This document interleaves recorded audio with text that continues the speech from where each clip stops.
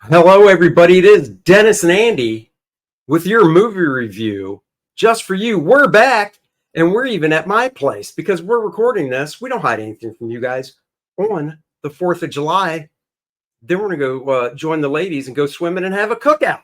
But we got to get back on track with the movie reviews. So last night we went and saw the movie that came out last week, A Quiet Place, Day One.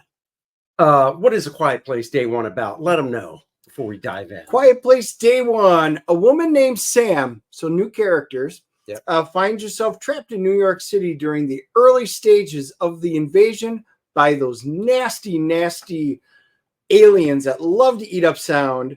And, they have that ultra sensitive hearing.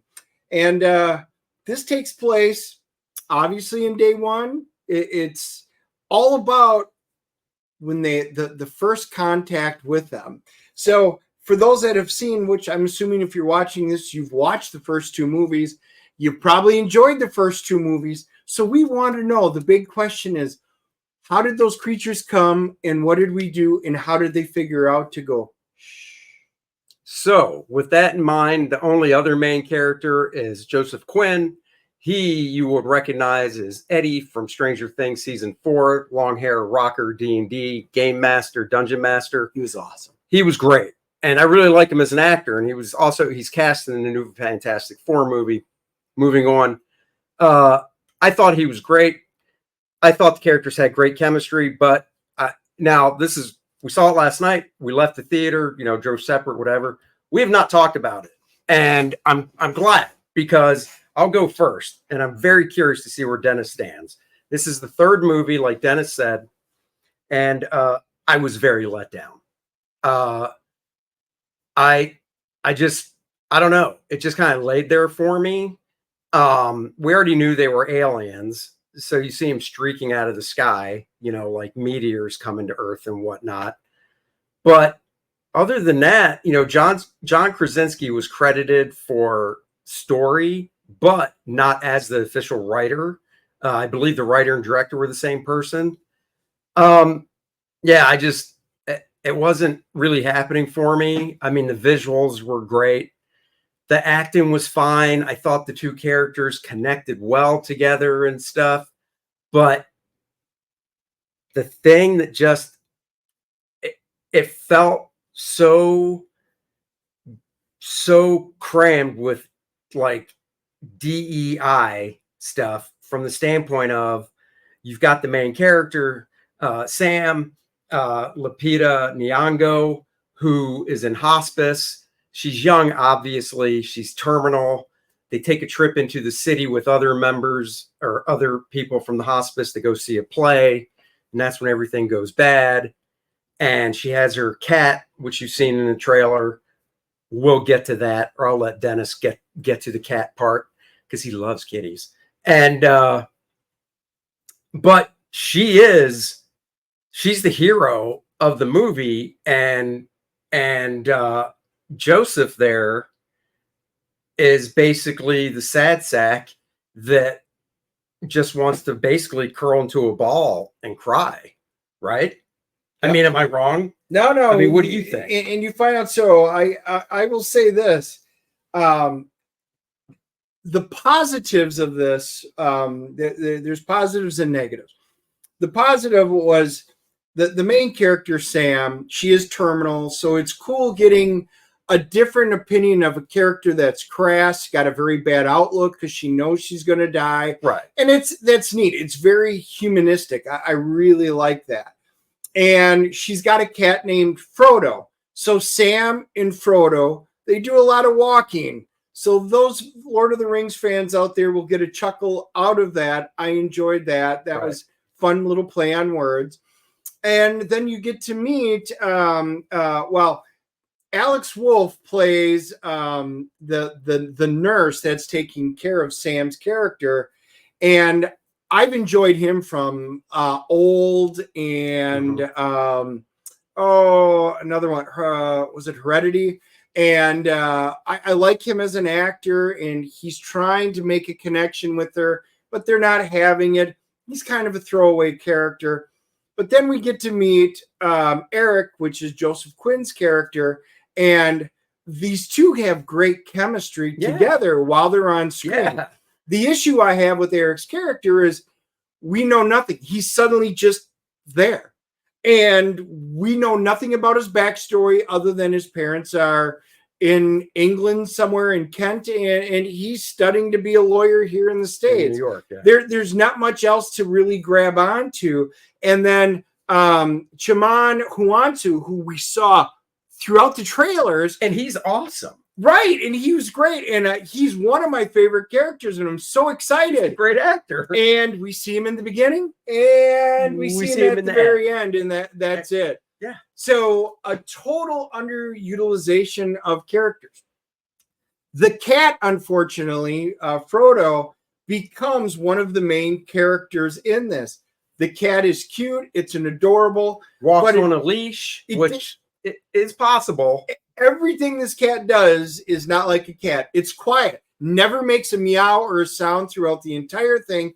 And anybody who knows cats, they would be like, oh, alien, danger. Hair goes up. And they would be going crap. Yeah. I've had a cat. Yeah. His daughter lived with them. Had a cat. Cats are not that quiet, especially when this shit is going down all throughout the city. And not only that, but the cat, because of stuff going down, the cat actually gets away. You know, not off leash, but, you know, well, sometimes off leash, gets away. And it doesn't matter. It could be 4 blocks later. Right. And all this devastation and chaos, and that cat finds its way back. Yes. And I'm just like, no. And then it's not a dog. Right. Dogs find their masters. Dogs find their way back. No, you see cat. At least once a week on this app I have about our neighborhood, we get something going, oh, our cat got out. And you never see these cats again. No. And I'm like, and like Dennis said, cats are noisy. Yes. This cat was quiet through the whole freaking movie, which the cat was quieter than half the humans that were in there. Just right there, I was like, you should have just got rid of the cat. Yeah. Because the cat didn't really add any value that they could have. Like, if the cat wasn't in the movie, you wouldn't have watched this and been like, you know what this movie needed? A cat. Well, you know what's funny? My daughter texted me because I mentioned the cat last night, and she said that apparently when they did the premiere, the cat got to walk on the red carpet by itself. Well, I mean, the cat was awesome. It was not what a cat does, but the cat was a major part of the story. The humanistic part of this is really the relationship between Sam, Eric, and Frodo, and it's good. Their connections together on the screen were great. My biggest complaint is we've seen the first 2 movies. We want to know the origin and how everything happened. Suddenly the aliens are coming down. You get to see it. That is cool. And then, you know, we need to figure out, how did we as humans figure out that we need to be quiet? What are they doing? They glossed over that. She goes unconscious, and the entire movie picks up when she comes to. So all the important stuff we wanted to know that would make this movie different and make it as an addendum to the movie and increase the world building is gone. They glanced over all of it. And not even, we're not going to do a spoiler side of this. And this isn't a spoiler. If it's in the trailer, we don't consider it a spoiler. In the trailer, you see a tight close-up of her, eyes closed, her eyes pop open, and this guy, you know, Damon Hunsu, puts his hand over her mouth so she doesn't make noise. And that happens very early on in the movie. Like Dennis said, she gets knocked out from like an explosion or something, and then we cut to that scene. And the point is, he's just like, shh. And then they're in the theater where they went to see the play. There's survivors and whatnot. I mean, you could hear a pin drop. There's like 50 people in there at least. You could hear a pin drop. How, right out of the gate, do they know to be that silent? Because I'm looking at it from this rational standpoint of these creatures are coming down. People are running and screaming. And in the panic, you know, creatures are coming down, picking off people. But would that automatically connect you to, oh, it's because we're being loud? Right. Everybody be quiet. Let's see what happens. They do have helicopters, noisy helicopters flying over, basically saying, okay, everybody be quiet. But you're just regurgitating things to us that we already know from the other movies. Right. We needed to find that missing link in is there just one creature? Are there two? Are there three? What is it? How did they figure this out? It would have been great if it would have focused on a group of people that are somewhere else and they're having to figure this out, and they do. And they just missed a huge point, because this felt like you could have this isn't a prequel in my mind. It's almost like they just fit it in sideways, because this, once again, you got these two characters. They're moving from point A to point B in the movie, and they have to be quiet, just like the other movies. But they missed the opportunity to explain everything else before A, which is what they needed to do. It was a fun movie while it was on. Like I said, their character interactions were great. They, to me, just missed the boat on what this could have been. And they were this close from putting together a really great movie, but missing out that important connection, to me, takes away a huge chunk of why I wanted to see this movie. Yep. And there was one thing I thought they did well in the beginning of the movie, which I'm assuming you saw. So, they take a bus from the hospice place into New York City, and they're going over a bridge. And as they're going over a bridge, the main character looks out the window, and she doesn't even think anything of it. And most people probably wouldn't in that situation, or they might, I don't know. But you do see in the distance 4 jets flying into the city, which I thought was cool, because I'm like, oh, they're already alluding to, correct, they know this is happening someplace else, whatever. So that was a nice precursor, whatever. But like Dennis said, her just waking up, and there's no explanation at all. And in the trailer, you see the aliens coming down, and so you've seen the jets go off. There is no other reference to it at all. You see the aliens coming down. Were the jets not trying to intercept stuff? Were they fighting a mothership? Were they whatever? We don't know. It's not mentioned ever again throughout it, other than, we need to evacuate people off the island. So you need to make your way to... And of course, they blew up bridges. And, you find out, the aliens can't go into water. It's not they can't go into it. They really can't swim. And obviously, they can't survive, whatever. So the connections were good when they were on the screen, the personal connections between Sam, Eric, Frodo. I enjoyed that. But other than that, they missed the boat on quite a few other things. So I enjoyed it. But let's rate it. Go ahead. 6.5. Out of the gate, 6.5. I'm not saying I hated it. I didn't hate it. It was, to me, unlike the other two, this was more of your summer, quasi blockbuster popcorn flick. Lots of explosions, special effects. You got to see, more close-ups of the aliens and stuff, since they've already been established and whatnot. So visually, it was cool. I just was left flat over the fact that there were these unanswered questions when this is day one. That what's next? The next movie is going to be day one, military point of view. Which is what I really would like to see. Yeah, what's honestly, it going to be? I would like to see.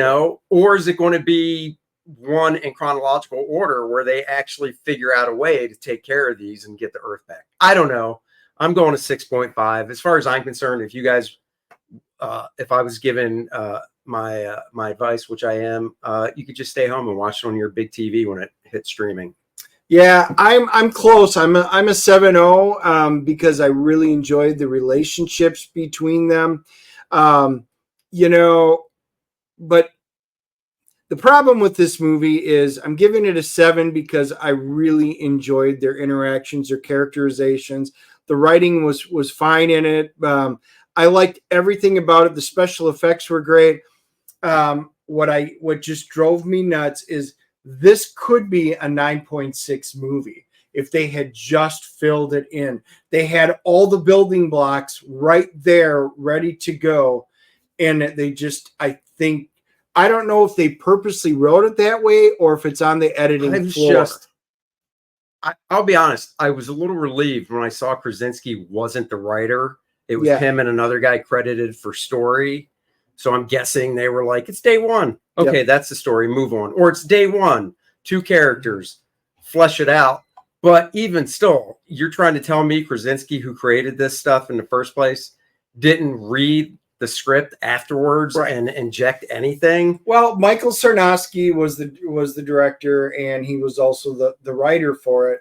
And you know, we don't know the workings behind the scenes. Like I said, it wasn't bad. It was an enjoyable movie. And if this would have been, say, the second movie, you know, I think it would have been better because it was very, very similar. They just dropped the ball. And because this could have been a great movie instead of just a good movie. You know, that's the problem. IMDb is giving it a 6.8. So we're right in line with that. How do they pay? I don't know. The critics, Rotten Tomatoes, the critics love it. They're giving it an 87. Well, I told you why. Yeah. The main character is this strong female black woman who is going to die, but and the basically save the guy. And the other strong character is a cat. Another strong character is a cat. Yeah. So no surprise. The audience is giving it a 74, so they're kind of right there. It's a solid movie. It's an enjoyable watch.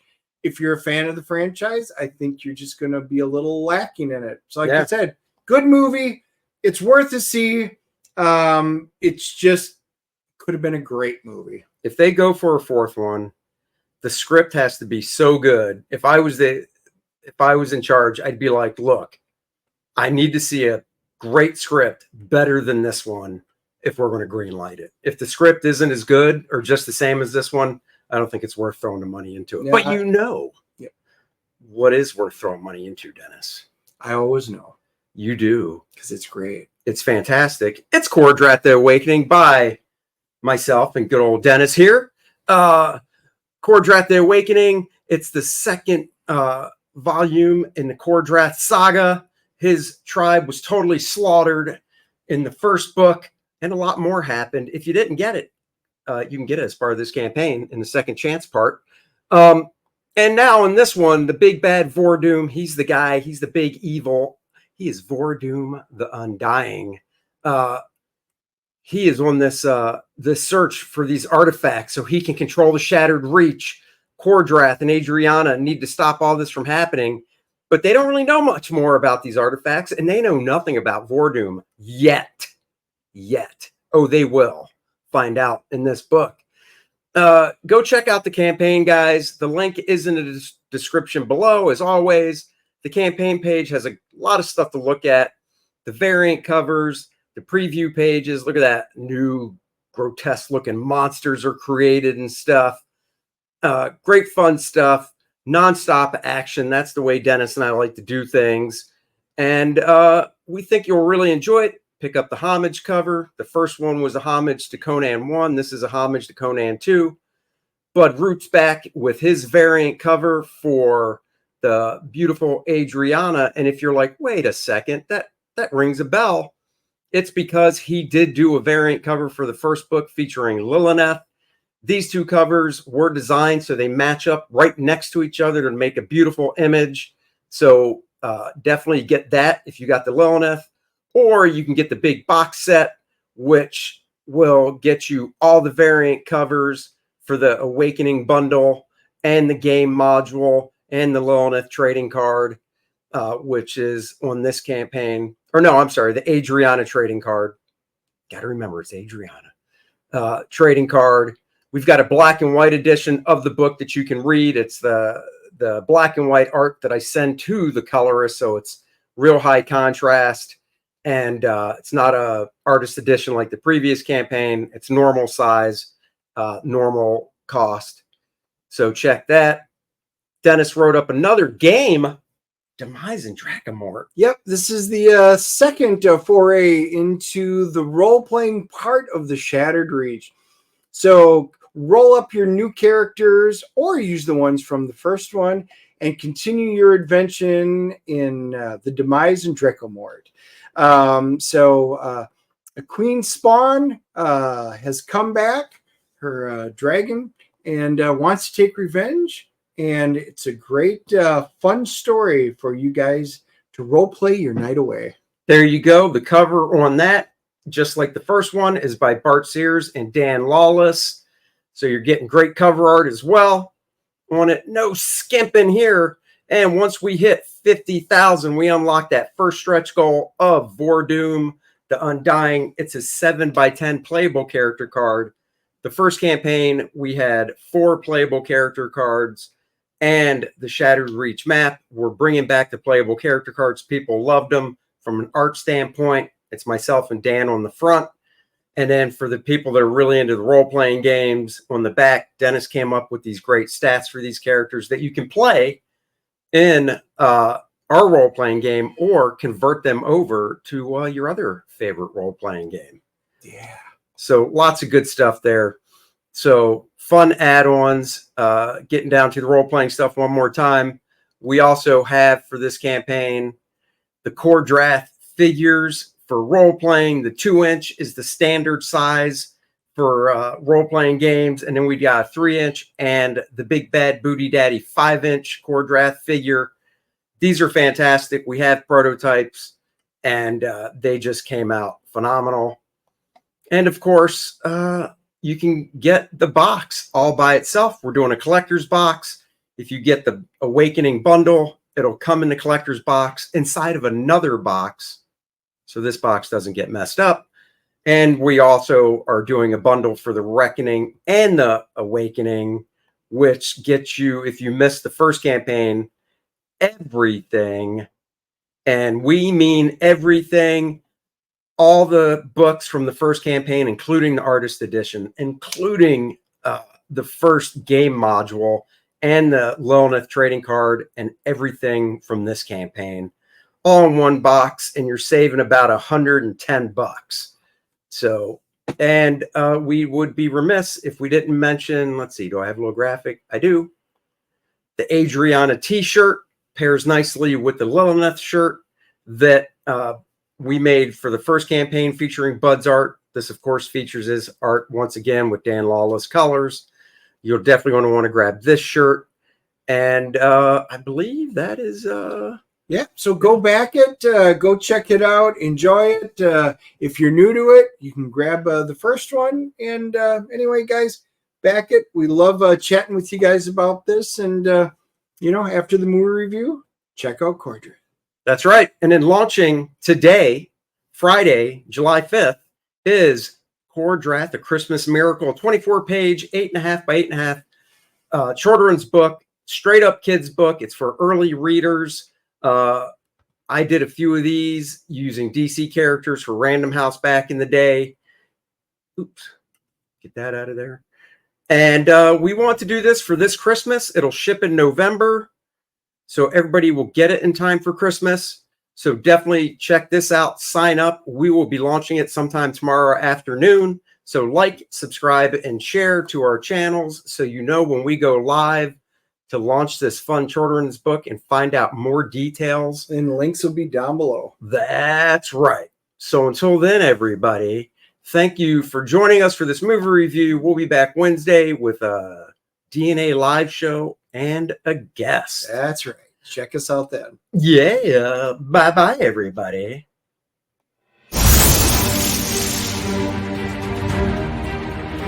An ancient evil awakened to slaughter his family.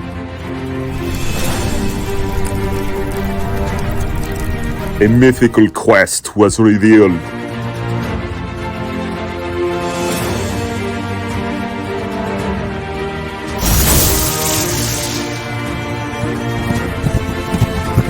Treacherous perils await.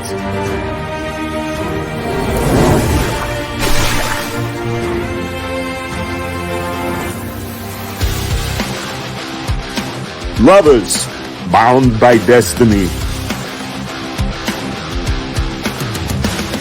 Darkness gathers as a new game begins.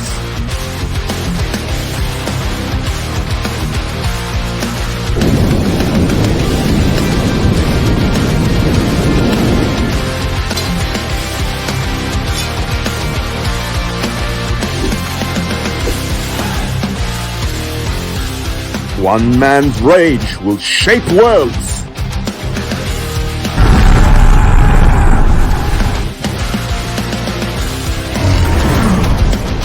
KOR-DRATH, The Awakening. Only on Indiegogo. Back it now!